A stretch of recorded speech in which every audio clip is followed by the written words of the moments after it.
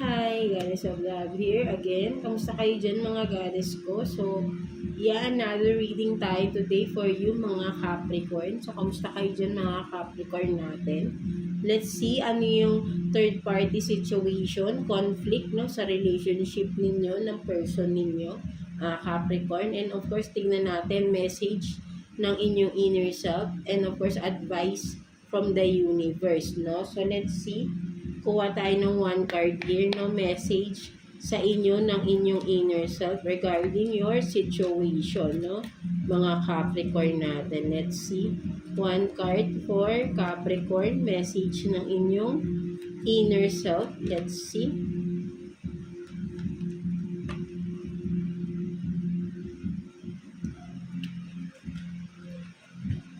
So, you have this mantra. No? So, for some of you, nakikita ko, you need to, sabihin natin, more prayers. No? For some of you, Capricorn, baka you need to, meditate rin for some of you. Or yung mga, sabihin natin na, ang sinasabi ng iyong inner self dito is, mas palakasin mo pa. Or for some of you, magbalik loob ka sa Panginoon natin. No? Ayun din yung nakikita ko rito. Maybe dahil sa pinagdadaanan mo, masyadong galit or masyado ka ng yung nalilimutan mo ng magdasal. For some of you, ng mataimtim, no? For some of you, baka parang nawawalan ka na ng pag-asa rin. For some of you, kung ano man yung sitwasyon na meron ka, no, mga Capricorn, no? So, nakikita ka ng inner self, no? Sinasabi ng inner self mo, more prayers, no? Parang yung mas yun ang nakikita ko rito, no? Connect deeper, no, sa ating source, no, kay universe, no? Something like that, no? So, ayun yung nakikita ko rito, no? Mga Capricorn natin. So, let's see. Kuha tayo dito ng 4 cards for you, Capricorn. Situation ninyo ng person on your mind, no, person you are dealing with, no, na may conflict kayo. Ano ba tong third party situation sa inyo? Let's see. No, kuha tayo ng 4 cards for you, Capricorn. Na natin. 4 cards for Capricorn, third party situation. Tingnan natin. 4 Capricorn.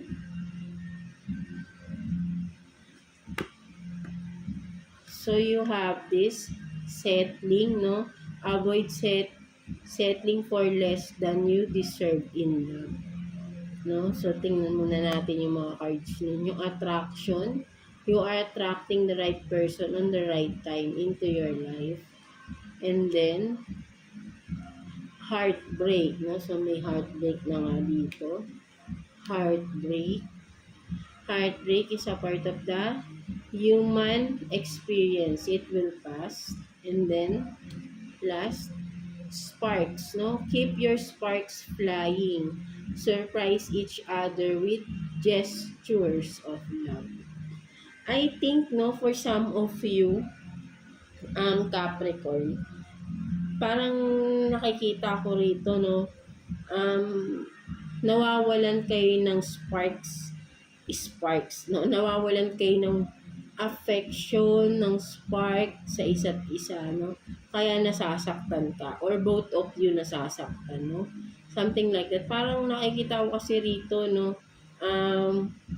nag-iiwasan ba kayo, no, something like may dumaan bang issue sa inyo? Maybe kung ano man tong issue na to, parang yun yung naging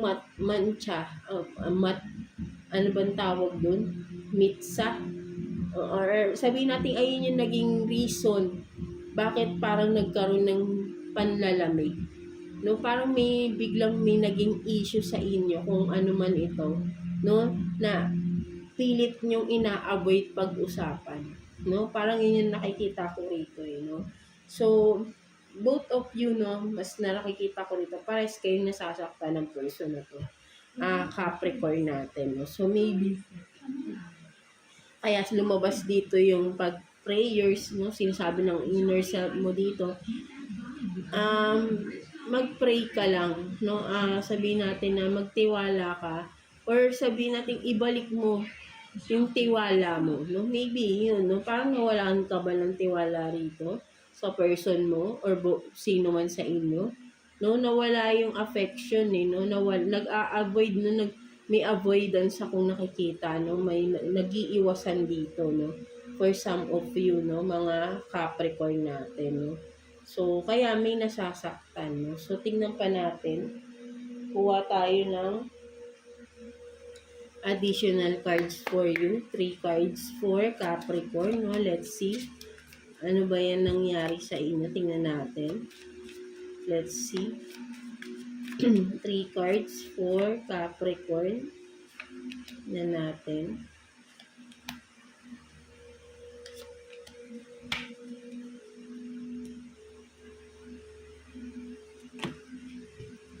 So, you have this old school, no?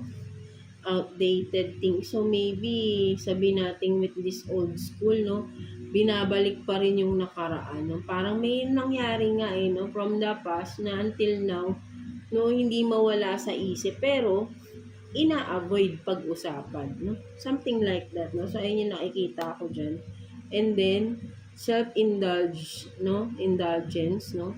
Self-worth and value, time to heal, no? Shadow work, self-appreciation. Maybe for some of you, nakikita ko ito, kung ano man yung nangyari na yun sa past, no? Na parang hindi mawala, bumabalik pa rin. Kailangan mo na siguro for some of you, kailangan nyo nang mag-heal doon sa sitwasyon na yun, no? Kailangan yung harapin na kasi, no? Hindi na kailangan yung iwasan. Kasi, nandyan pa rin yun sa inyong dalawa, eh, no?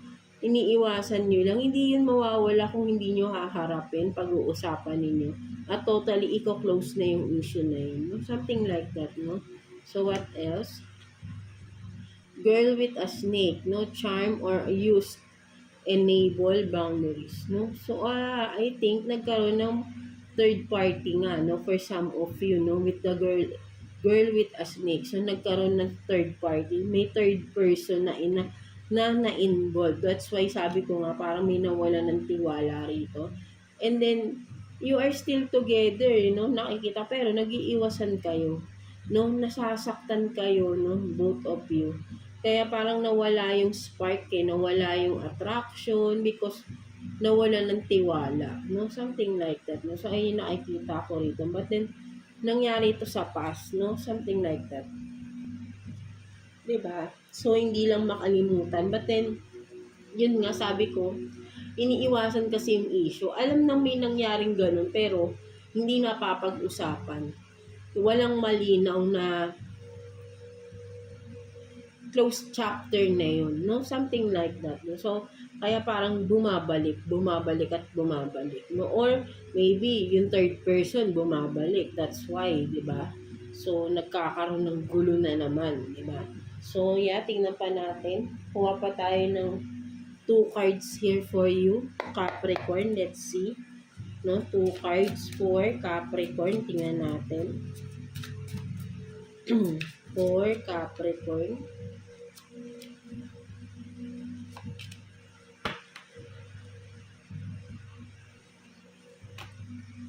So, you have this, the lovers, no? So, meron din talagang the lovers. Nung nakita mo, no, binibigay niya yung mansanas doon, no? So, yeah, tingnan pa natin. Pilit niyang nire-rescue, no? Parang, sabihin natin, nire-revive yung relationship, no? And then, Ace of Pentacles, no? In reverse to, no? So, nakikita ko talaga rito, no? Is walang tiwala talaga. No? Sabihin natin hindi equal, no? Hindi equal na yung yung sabihin natin nararamdaman sa isa't isa. Meron talagang isang sabihin natin wala ng tiwala, no? Yun yung nakikita ko rito. No? So maybe kaya rin lumabas yung sinabi ng inner self, no, is siguro for some of you, baka lagi ka na rin nagdadasal na pinapaubaya mo na lang kay universe, no, sa ating God, kung ano yung mangyayari sa relationship ninyo, no? For some of you, no? Then malinaw na nakikita ko rito, Capricorn, is wala nang equal give and take, no? Wala nang spark, no? Wala na ring attraction, wala nang tiwala, no? Wala nang tiwala, no? Sabihin natin ito nga, oh, no? Pilit mong kinukuha na yung ano rito, no? Ito, nagbibigay, pero yung isa, sabihin natin hindi ganun kalaki, yung hindi equal, 'di ba? Sabihin natin yung pagbibigay niya. 'Di ba? Parehas yan, no? Parehas si The Lovers and then si Ace of Pentacles. Parehas parang nag-aabutan, 'di ba? Pero may isang hindi equal, no? Parang ganun yun. May isang hindi, sabihin natin hindi tapat, hindi equal kung ano man yung binibigay ng isa, hindi equal na ganun din ang ibinibigay niyan. May kulang. Kumbaga, a part of it lang, no? Or a part of that person lang yung ibinibigay niya. Because nga, may other person. No, I don't know kung still, no? Nandiyan pa rin yung snake na yan, no? So, maybe for some of you, yun nga, no? That's why parang kulang na, no? At nakukulangan na, kaya nawawalan na ng attraction, wala ng sparks because merong other person na involved, no? Something like that, no, mga Capricorn natin. Kaya kulang na lagi yung binibigay, no? Kung ano man, no? Pera man yan, pagmamahal, attention, hindi na ganun katulad dati, no? So, yeah, ayun yung nakikita ko dito. Maybe with the old school, no? Pwedeng kababata pa kung sino man yung third person for some of you, no?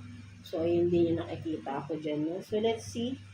What's the message advice sa'yo ni Universe, mga Capricorn natin? Nakuha tayo ng one card for you, Capricorn. Message advice sa'yo ni Universe sa iyong sitwasyon. Tingnan natin.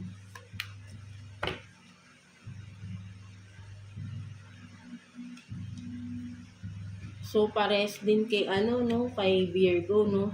I am grateful that my success has no limit. So, wag mo limitahan din. So, hindi nakikita ko rito. Wag mong limitahan yung sarili mo, no? Kung ikaw man to na naloko ka ng person mo, no? Hindi pa natatapos yung mundo, right? No? Marami ka pang magagawa para sa sarili mo. Wag mong limitahan, no? Na mag-explore ka din, no? Hindi mag-explore ng ibang tao.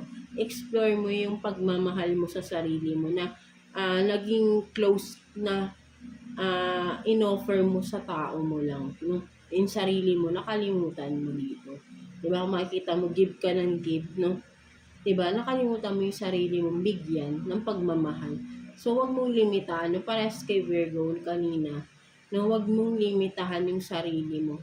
Mismong sarili mo. Diba?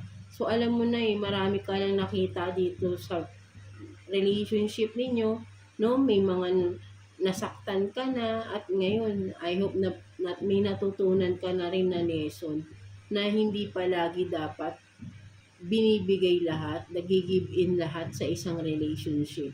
Kailangan may tinitira ka pa rin sa sarili mo. Right? No? So, yeah, that's it for you, mga Capricorn natin. I hope na naka-resonate kayo sa reading ninyo today. God bless you all and thank you for watching, Capricorn.